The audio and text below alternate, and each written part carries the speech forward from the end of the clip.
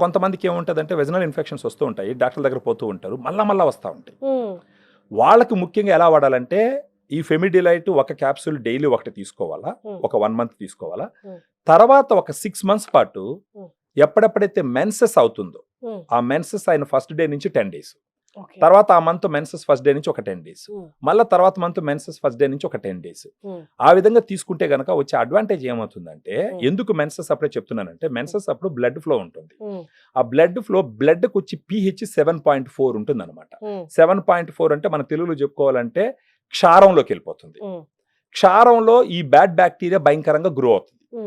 అది ఆమ్లం అంటే అసిడిక్ ఎన్విరాన్మెంట్ లో బ్యాడ్ బ్యాక్టీరియా గ్రో అవ్వద్దు. మామూలుగా వెజనల్ pH మీరు చూసినారంటే 3.8 నుంచి 4.5 దాకా ఉంటుంది. అంటే యాసిడ్ ఎన్విరాన్మెంట్ ఉంటుంది, ఆమ్ల ఎన్విరాన్మెంట్. అది ఎందుకు ఉంటుంది అంటే ఇలాంటి బ్యాడ్ బ్యాక్టీరియా గ్రో అవ్వకూడదని ఉంటుంది.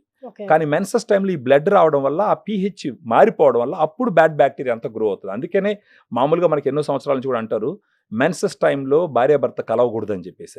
వన్ ఆఫ్ ద రీజన్ వచ్చి ఇదనమాట. సో ఆ మెన్సెస్ టైంలోనే మెయింటెనెన్స్కి ఎందుకు తీసుకోమని చెప్తున్నాం అంటే, ఆ టైంలో అక్కడ ఉండే బ్యాడ్ బ్యాక్టీరియా గ్రో అవ్వడానికి ఈ రక్తం హెల్ప్ అవుతుంది. సో అందుకనేసి ఆ టైంలో ప్రత్యేకంగా తీసుకున్నారంటే ఒక 6 మంత్స్ కనుక ఈ బ్యాక్టీరియల్ వెజనోసిస్ రాకుండా. ఇంకొకటి వల్వో వెజైనల్ క్యాండిడియాసిస్ అంటారు, అది ఫంగస్ వల్ల వస్తుంది.